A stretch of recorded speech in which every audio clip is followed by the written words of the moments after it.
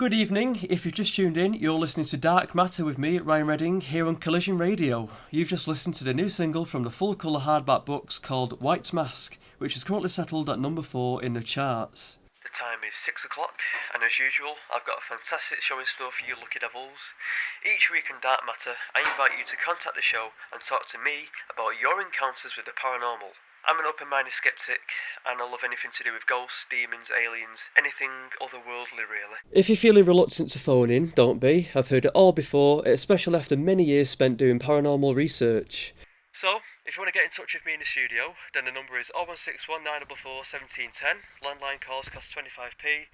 Mobiles and other networks may vary. Now, let's take a quick ad break. Dark Matter with Ryan Redding here on Collision Radio. The Holy Toll with 7 different histories and a convenient theatre. It's a face of Jesus. Run!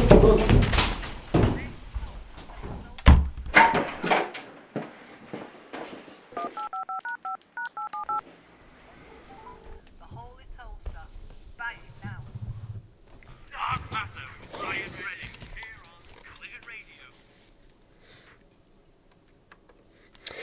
Howdy. If you've stayed with me during the ad break, or if you've just tuned in, then congratulations, this is gonna be good. This is Dark Matter with me, Ryan Redding, and I'm about to take my first caller.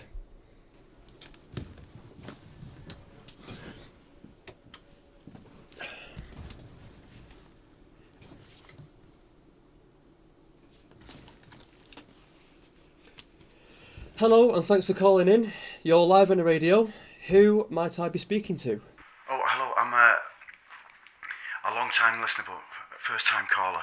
Oh, brilliant. Well, I'm glad you finally booked up the courage to get in touch. I don't bite hard. So what's your name, buddy? Oh yeah. My name's Peter. Peter Clement.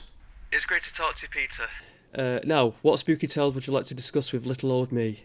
Well, cheers, Ryan. Yeah, well, basically, mate, I'm pretty sure I think that I'm being haunted. Sweet. Well, firstly, tell me about your housing situation, Peter. Where do you live? A house, flat, creepy abandoned mental asylum? Well, I live in a pretty big semi-detached house in Salford. Some right weird stuff's been happening to me for over a fortnight now. Interesting. So, who lives in this big fancy house with you then? You know, it could be one of your kids or your missus pulling pranks on you or something. No, I live alone these days. I've been single for a few weeks now. Ah, right, so that's ruled that possibility out then. So tell me more about the haunting. Explain to me what's been happening to you. Yeah, these weird things started happening about 2 weeks ago. Like footsteps up and down the stairs in the middle of the night. And then the TV and lights randomly started switching on and off. And then things got even worse. I started seeing a shadowy figure moving around the house, and all my glasses and vases end up being smashed. I mean, literally torn across the room. I mean, and this morning I was woke up by a presence which grabbed my ankles and ended up screaming in my ear. I was absolutely terrified. Jesus! It's quite loud.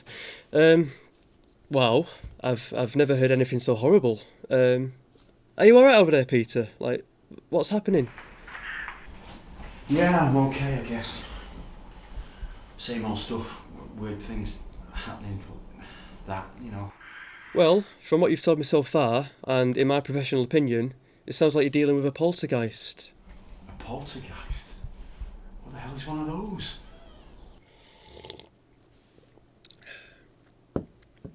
Well, Peter, the word poltergeist basically means noisy spirit in German. They are indeed very aggressive and physical ghosts that are capable of causing a lot of damage. Sound familiar? Yeah. I mean, they're not as dangerous as what some Hollywood movies might suggest, but you still certainly don't want one in your house.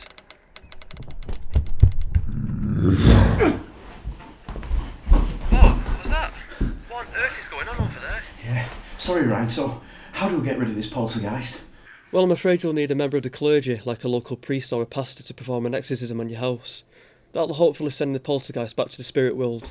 Sounds good, but the last time I visited a church was to ask a pastor to lend me a tenner for some booze. Oh, so you've got alcohol problems then? I mean, now I reckon he could just be some crazy drunk guy suffering from alcohol-related psychosis. Oi! Listen, I've been sober for over a month now. I didn't phone up to be ridiculed. What I'm experiencing is very real, and I want it to stop. I'm sorry, Peter. I guess I'm just a bit of a douchebag skeptic. Anyway, there's currently a lot of buzz on Twitter regarding your contribution to tonight's show. @George Rowe has tweeted us saying, "Tell Peter that simply burning a bit of sage can get rid of evil spirits. Either that, or try reciting St. Michael's Prayer." You know, I thought maybe opening a window and asking it to go away would have done the trick. Wow. I hope you weren't being serious about that. If you was, then it sounds like you need all the help you can get with it. Yeah, I do. So, can you tell me, what it means when unexplained objects suddenly appear and disappear around my home, stuff I don't own? Well, unusual phenomena like objects disappearing and reappearing usually involve your own personal possessions.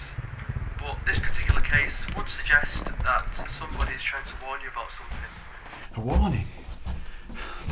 That doesn't sound good. Yeah, there's a possibility that you could be dealing with a vengeful ghost rather than a poltergeist. They tend to return from the spirit world in order to seek revenge for a wrongful, undeserved death. What do you think about that, Pete? What do I think? I dread to think. Yeah, I wouldn't like to be in your shoes, but fear not. An exorcism by a local priest or pastor can also get rid of that problem.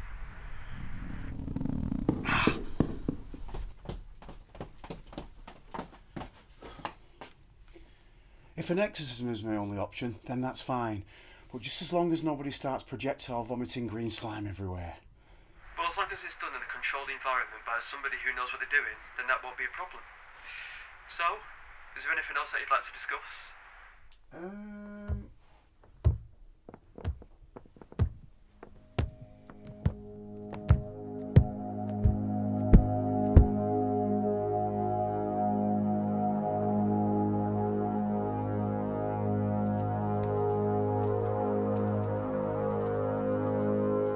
Peter? I've had it now.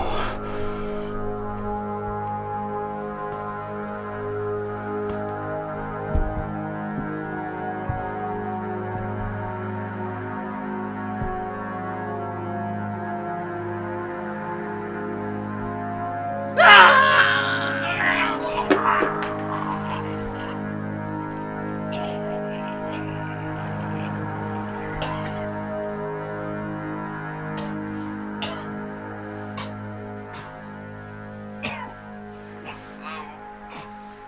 Say something, Peter. The listeners and me are getting bored.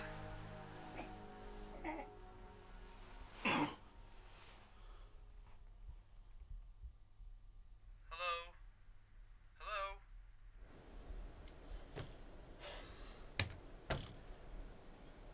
Hello? I think we've lost him, listeners. That's a shame. That was pretty intense. Anyway, let's see who our next caller is, shall we?